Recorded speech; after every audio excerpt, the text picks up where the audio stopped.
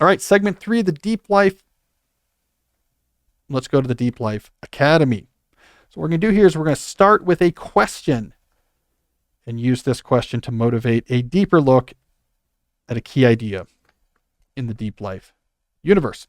All right, so our motivating question comes from Anon.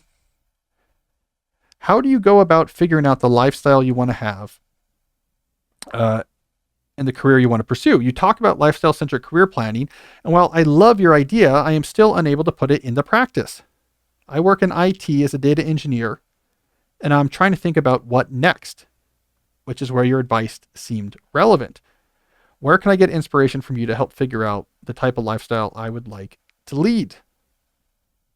All right, this is an opportunity to open up the Deep Life Academy for the topic of lifestyle-centric career planning.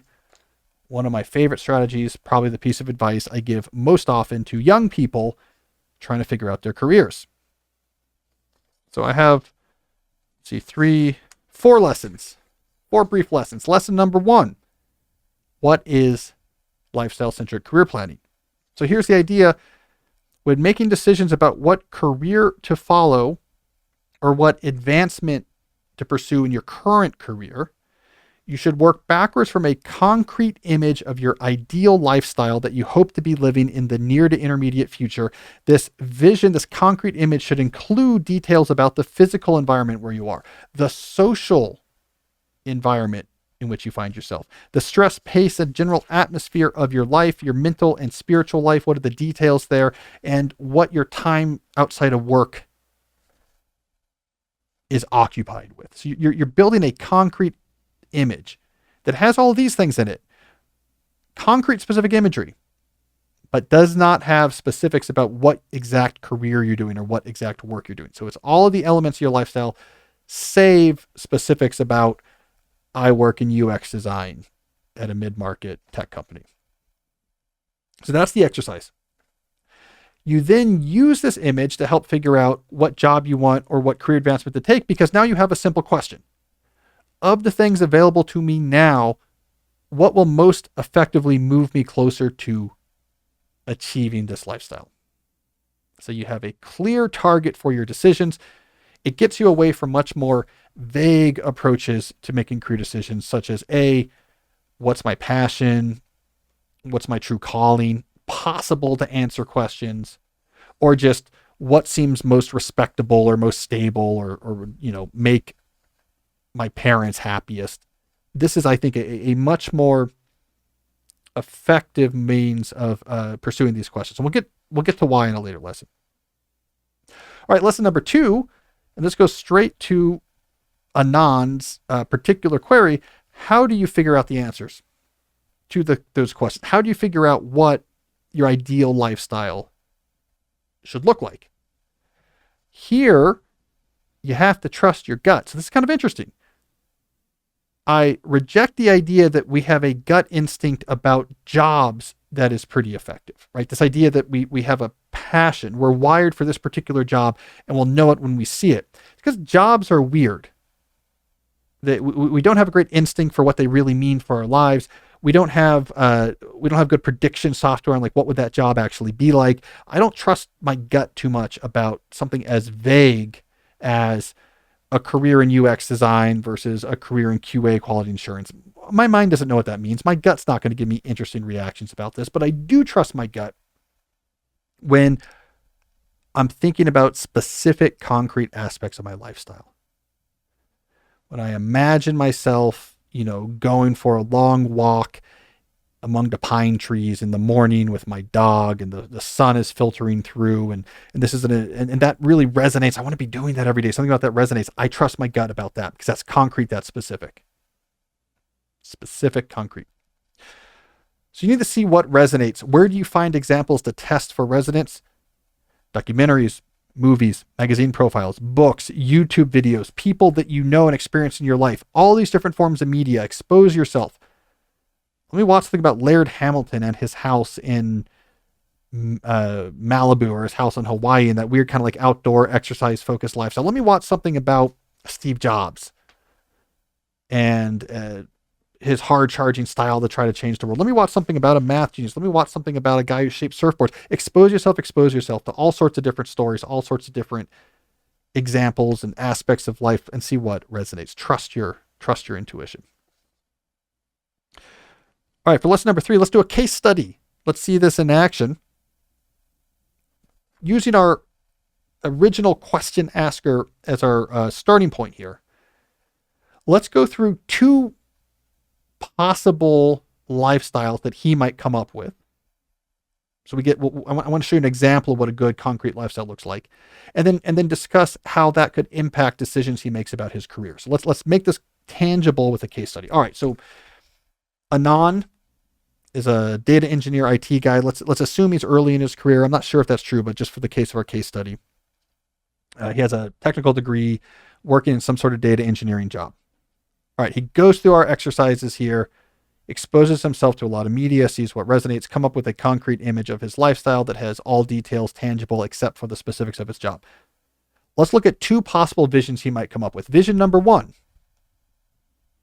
Maybe the image he creates that resonates is he's in a house overlooking a sun-drenched meadow.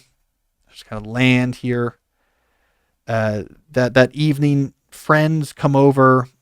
It's like the opening scene in that NBC show Parenthood, where there's cafe lights over an old picnic table and some Tibetan prayer flags. You're sort of outside. It's a little bohemian, enjoying some wine from a local vineyard that someone brought, just enjoying people's company. Maybe as part of this vision, Anand is imagining, sort of in the late afternoon, sort of as his workday's over. And his workday, he imagines he's looking out through a picture window over the meadow, working generically at a computer screen, but with his tea, and it's quiet. And by 3, he's done, and he has a riding shed at the corner of the property, maybe by a garden with a deer fence up that he tends, and he's working on a novel, speculative fiction novel. Not stressed about money, but nothing in this image shows him being, particularly rich. All right. That's an image with lots of concrete attributes about different aspects of his life. Let's say that's what resonates. What impact might that have on how he advances in his career as a data engineer? Well, it might tell him, I need autonomy, so I'm going to move towards highly valuable project-based skills. So skills where you can do a project applying the skill, and it's really valuable, it's really hard-won skill. This would then give him, going forward, a lot of flexibility in where and how he looked. So, for example, he might follow the path of Lulu from my book, So Good They Can't Ignore You, where I discuss these things. Lulu did database design, so this is very similar. She got very good at doing a particular type of database design that was relevant for financial institutions, left her job, and did this freelance. Projects took 4 or 5 months. So she constructed a life where she worked half the time, and then the other half of the year would go do adventures or do something else. So maybe Anand has this model in place. I got to build up some specific skill where I can take on a few projects a year. I can do them for wherever I want to do.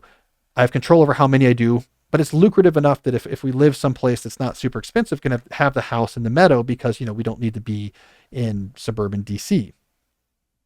So you're looking for that type of skills. You're looking for shifting to a position that's more location independent. Let me leave this firm where it's all in person to work for this remote firm. So now I have more arbitrage over where I live. In fact, let me find a location. If I live here, it's actually pretty cheap. And so I don't have to get as high up the income possibility salary with my skills before I make that move. Right? All these things become relevant once you have the vision. Vision number 2. So let's assume instead of that being the vision, when Anand does lifestyle-centric career planning, he comes up with the following image. He sees himself in a high-rise apartment in a city, and he's got a cool view of the buildings and the light at night. He's plugged into the cultural scene of the city. So he's seen the latest movies and interesting music. He's really plugged in, being exposed to interesting culture. He has an exciting type of professional life where he's leading a team. There's a Steve Jobsian feel to it, that they're getting something new off of the ground. He's respected in this world of entrepreneurs. There's this sense of like, if this goes right, like we might be wealthy. Like we're making a big play, getting after it. Very exciting, very plugged in. Maybe Anand came from a quieter background and felt bored and wanted the energy. All right, so if that's your vision, it would lead to different decisions about what to do with your early stage data engineering career. Now you might take on a more aggressive path where you're trying to get into team leadership positions, take on more responsibilities. You're not trying to develop a very bespoke skill that you can then trickle out in as many projects as you want. You instead want to prove yourself as someone who can get things done. Maybe he moves from his company to a company that's in a bigger city and faster growing, where there's startup capital at play, so he can meet investors, meet higher end players, be around more skilled people, the people who are going to get the biggest investment and make the biggest moves to try to get new companies started. Completely different types of decisions will be made if that's the vision. Same person, different visions, both give you clear images of what to do. Final lesson here. Why does lifestyle-centric career planning works? Because ultimately, the daily reality of your lifestyle is what affects your sense of well-being. The details of your life each day is what is directly acting on your body and your mind, from which your affect is generated. So working backwards from what are the details that I am going to enjoy, they're going to be meaningful to me, they're going to be sustainable to me. Working backwards from that is the most consistent way you have of getting to a place where you actually feel good about your life. To instead focus on your career in isolation. Forget all that. What job's my passion? How can I be as successful as possible? And to just hope that after you make those decisions, you can get the rest of your life to sort of fit. Get the rest of your life to sort of fix. You're just rolling the dice. You are very likely to end up in a career path in which things that are really important to you to enjoy and find meaning in your life are difficult or unavailable. You might get lucky, but you probably won't. I was reading a book the other day. I won't mention the specific book, but the author had moved from the Pacific Northwest to suburban Washington, D.C. And like being outside, outdoor activity, exercise, fresh air, the woods, like all of this was really important to her. And they moved to the suburban D.C. because this is a better job. And if I'm just going to put on my blinkers and say, what do I want to do? What's a good job? What's a good opportunity? I can't pass up a good opportunity. So they come to suburban DC, which is not near any nature. She was miserable. Now, this book wasn't just about that, but I pulled that thread out of it. I was thinking, man, if you were a lifestyle-centric career planning, you would say, I could care less that there is a quote unquote good opportunity at a think tank in DC. What I care about is, do I have the opportunities where I am? Do I have the opportunities right now to make my life something I really like, that's really meaningful? And for me, the person speaking in the voice of the person in that book, that's probably staying in the Pacific Northwest and finding the right skill set that allows you to not be stressed about money and to have this flexibility. I really think it's the way to go. Career serves your life, because ultimately your daily experience of your life is what dictates how you feel. Lifestyle-centric career planning is the natural consequence of that truism.